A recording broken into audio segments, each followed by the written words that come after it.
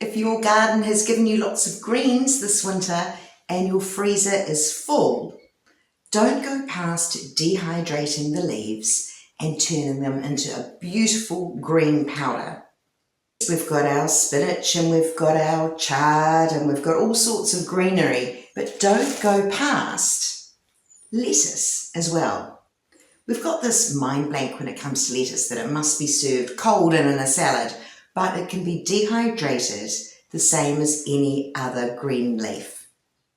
A few things to keep in mind when you're dehydrating your greens.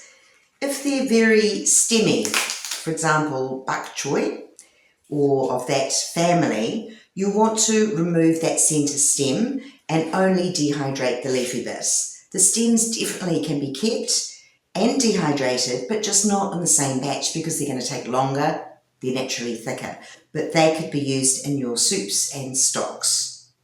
It's really easy to prepare. Simply pinch the base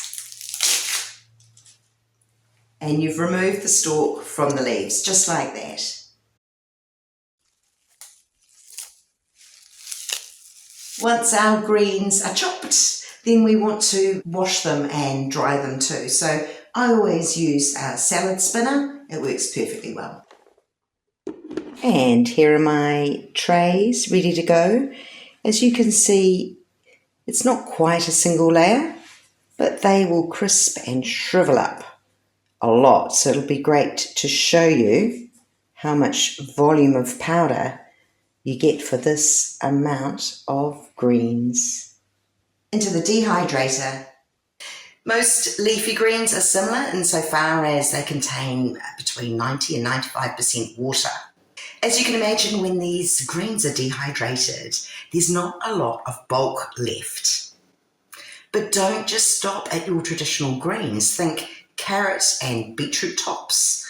Think radish and celery leaves.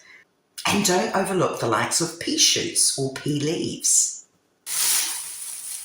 And when they're crispy to touch, into the kitchen whiz or your blender to powder down into a fine green powder that you can use for the rest of the season. Once the water's been removed, the nutrients remaining become highly concentrated.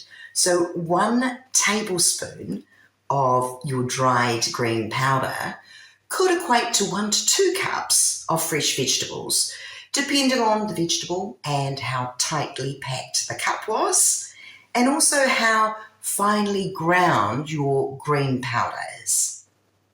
Of those 6 trays of fresh green leaves that you saw earlier, I reckon there's 1.5 cups of dried powder. So as far as efficiency and storage goes, I'm really pleased, and I'm looking forward to using that in all sorts, whether it be over eggs, in my soups, casseroles, pies, and pasta sauces, but also baking.